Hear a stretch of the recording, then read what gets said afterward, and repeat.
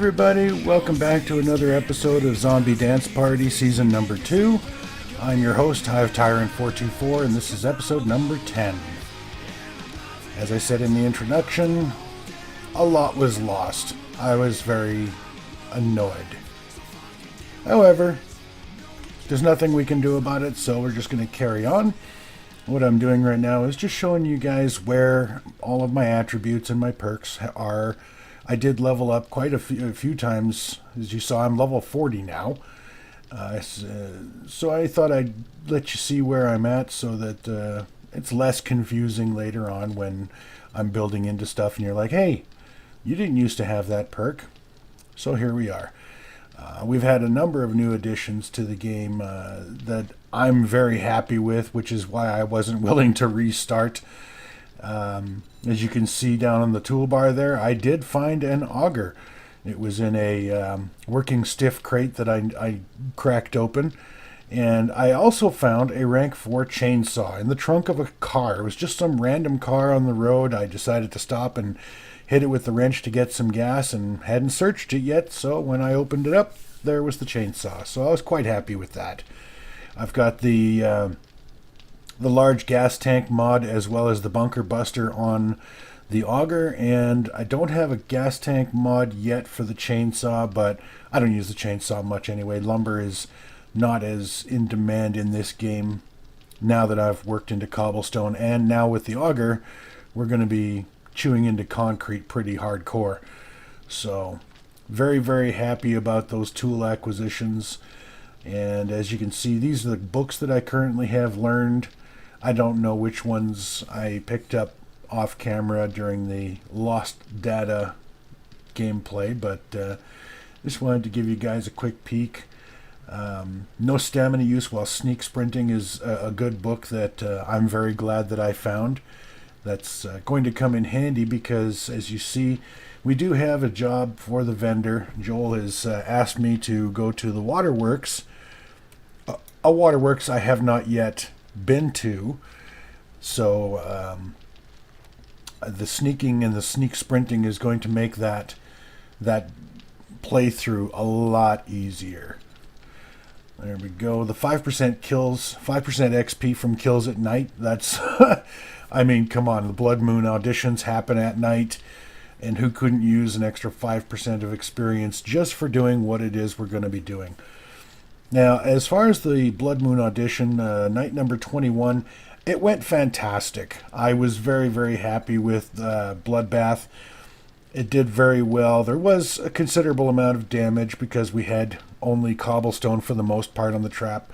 But I did have a couple of electric fences and hooked up to a battery bank that I'd purchased from the vendor. So it went well. And I'll show you guys Bloodbath either in this episode or the next one. I'll show you everything so you can see what it is that we've done so far. Yeah, I don't care about the automatic weapons. There's a good one. Landmines that won't detonate. That's a good one. I like that one. All right, so let's move on. I'm going to head over to the POI, but first, say hello to Sylvia. We finally got the motorcycle.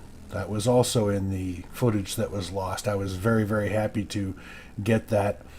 It seems almost like the game or the recording software just hates when I get the motorcycle, because this is the second season that it's lost the footage for the motorcycle. Ah well. Here we are in the waterworks. Now, I'm not going to clear it out as I usually do when I have time. I know I've said I've got lots of time. It's only 7 a.m., but it's day 25, and this is restock day for the vendor. That was actually the only reason I even came out. I wanted to spend the day just grinding up stone down underneath the headquarters, but day 25, I want to see what he's got in stock. I mean, we have the auger, we have the chainsaw, we've got a crossbow, and once I've leveled up my archery, I'm going to make another crossbow. We've got a decent machete, so we really don't need anything from the vendor, but I'll always take books and magazines and schematics. I do need to keep my eyes open for a crucible if and when he makes those available for sale, so that we can start making forged steel. We're not going to be able to even if we perk into it. And at this point, I'm not sure I'm going to perk into Grease Monkey. I may just, the motorcycle is my go-to vehicle for the most part anyway, and eventually I will find the schematics for the gyrocopter without having to perk into it. So I can do without the 4x4.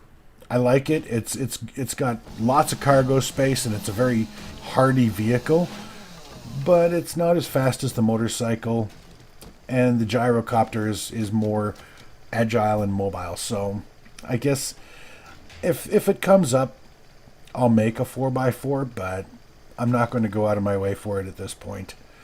So as you can see, the loot cache for the waterworks, I have not activated the rally point yet. I just wanted to come in here and get this cache because it's so easy to get to from the street without having to go through the entire location. So there wasn't much in it anyway, which is, I'm glad that I didn't go through the entire POI just to get to that cache. So we'll hop on out here. I'll activate the rally point, and then I'll drop my motorcycle, per usual. I don't want to risk losing the bike. Now, I know I could wrench these cars and get some extra salvage, and then, just put my motorcycle on the other side of the street. But up to this point, I hadn't decided whether or not I was going to fully loot this place, or if I was just going to clear the mission and get through it as quickly as possible. So here I'm just dropping off all the junk that I'm not going to want to carry with me. I have upgraded my armor. As you can see, I've got some storage pockets on all 4 pieces of armor that I can wear. The double storage. I'm looking for the triple. And I would also like to get the book that allows me to add pockets to my clothing, because that will give me more carrying capacity. But for the time being, I'm just going to clear out this POI. Now, I think somewhere around this point is where I decided I'm just going to kill the zombies. I'm not going to loot a bunch of stuff because the motorcycle's already almost full. And what's more important for me right now is get the mission done, get that final cache at the end, and get back to the vendor. I want to get that done and get back to the house, back to the headquarters, and get some work done on the headquarters. It's day 25. Our next blood moon is day 28. So I only have 3 game days to get some good upgrades going, and I want to get a few levels out of building so that I can build the electrical traps that are going to allow me to really start racking up the body counts, despite the disadvantage of having the knife as my main and primary weapon in the auditions. So, and as you can see right here, this is where that sneak sprinting, not costing stamina, is really paying for itself. I can move quickly through the POI using the crossbow with the iron bolts, and I can sneak pretty much the entire way and not be slowed down too much. And that really gives you a huge advantage against these POIs, especially when you've got the large POIs where you're going to be in there for a while, and I don't want to have to carry a whole bunch of food with me and a whole bunch of water to keep my stamina regen going really high. So again, that sneak sprinting without costing stamina is super, super huge benefit. Hey, Doc. Oh, took her head right off. Nice. She wasn't even sleeping.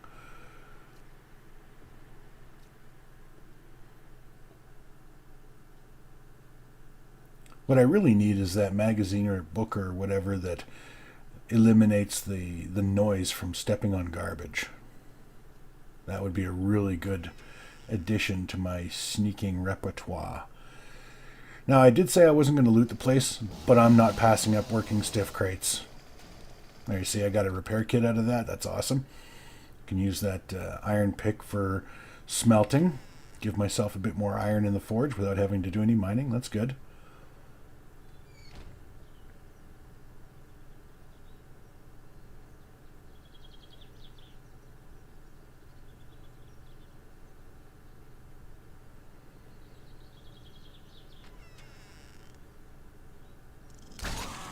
Oh, we got ourselves a puppy somewhere.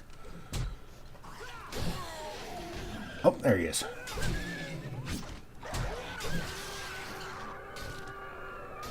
Give me your bones, Jones. Okay, nothing over there. Oh, bookcase.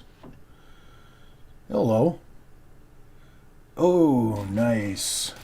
We don't make any damage when we land, or we don't make any noise when we land anymore. Oh, sweet. Really, really starting to pick up momentum on our stealth build now. That is a super, super handy book. I don't even remember what the other one was. I'm so excited about that stealth book. Look at that. You hear that? Didn't make a sound when we jumped. That's a thing of beauty. Once I get that parkour perk built up to the top there where I can jump another 2 meters. Oh, hang on a sec. There's usually construction workers. 3 or 4 of them in this room.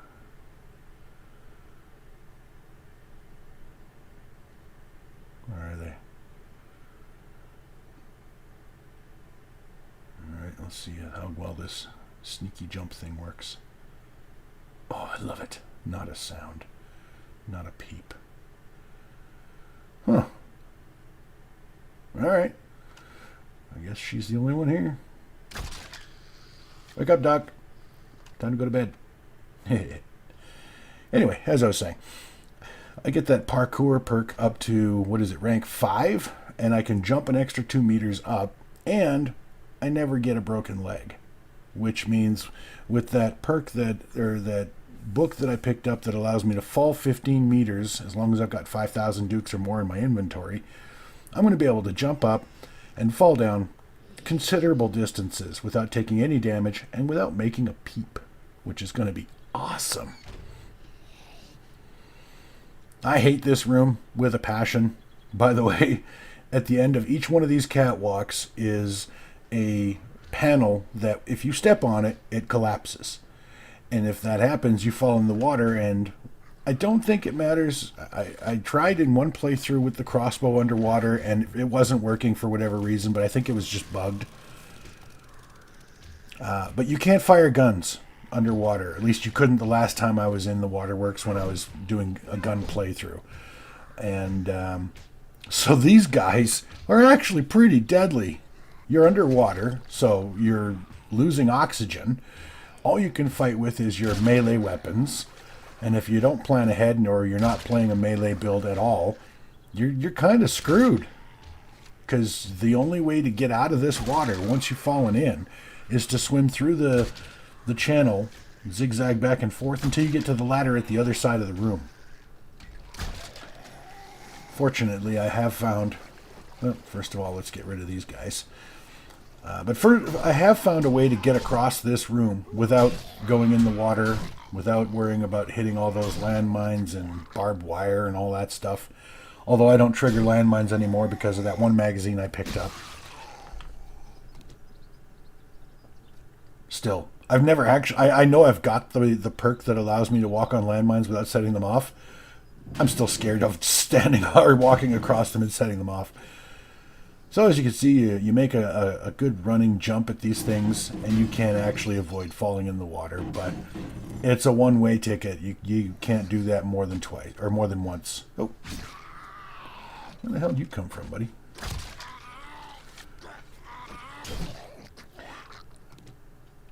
Through time and experience in this playthrough, in this season without using guns, I've learned that between the machete and a shot from the crossbow, you can stagger most zombies and give yourself the respite you need to recover just enough stamina to swing the machete again.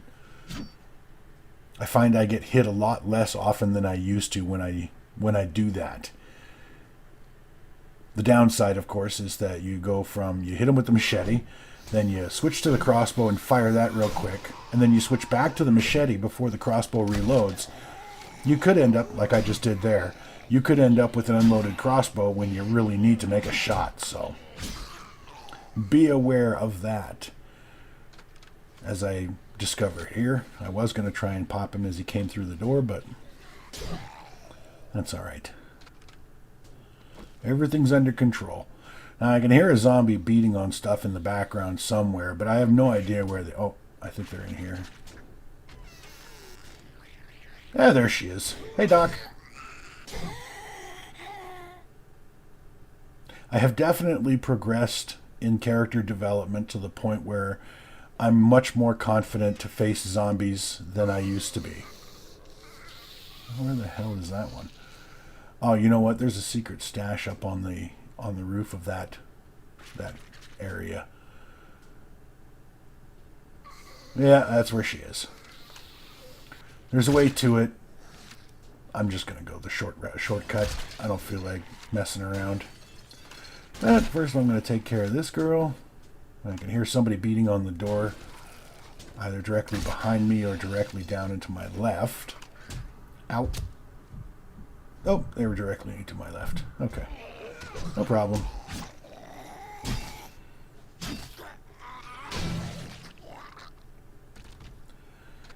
Okay, health got a little low there. Uh-oh. Another guy. Go away.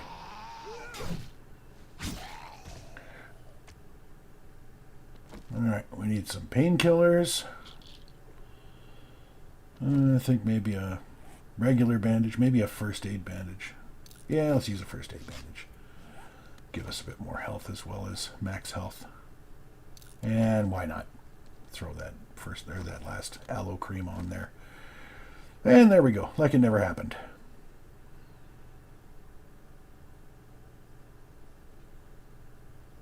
Don't really want to take the time to loot, but at the same time, there is a secret stash, and there's sometimes some pretty good stuff in those secret stashes up there. So I'm gonna... Oh, I think she dropped a loot bag too. Just gives me twice as many reasons to get up there. One thing that'll be nice about getting parkour up to the max as well is I'll be able to make just ungodly jumps. Okay, so I'm thirsty. I'll just drink some of the water I just found. Oh, got a weapons bag instead of a secret stash. Okay, that's fine. Anyway, as I was saying, with the parkour perk at max, you can make just godlike leaps. It's like you're half frog or something. It is so cool. That'll actually play into how we build Bloodbath and the things that we can do with it, because once you're parkoured up to 5, the zombies cannot outjump you. And that is a massive advantage. You can use that in your builds to give yourself places to jump to that the zombies can't follow, which is awesome. So here we are. We're just about at the end of the POI. As you see, it went off very well. There's one more guy behind the cache. Normally he's the first one I kill when I come in here because I come in the other way, but that's fine. That is a trap door that lets you get back up to this room if you're unfortunate enough to fall through the fake floor in the center there. There's water down there, and if you're not running the POI, there's usually a zombie or two down there if you're not running a job in the POI. Ow! That wasn't very nice. Okay, crossbow and machete on the cop. I am so happy. This weapon system is working very well. Oh, don't chop up the food. This weapon system is working very well. I'm very happy, and it's, like I said, I've progressed to the point where I'm no longer fighting for survival so much as I'm actively out looking for trouble, which is so much fun. I truly enjoy doing that. I'm going to see what's in this chest. Nothing really exciting. Well, that's all the time we have for this episode, you guys. I really hope you enjoyed it. Please don't forget to like and subscribe if you enjoyed the episode. We'll see you in the next one.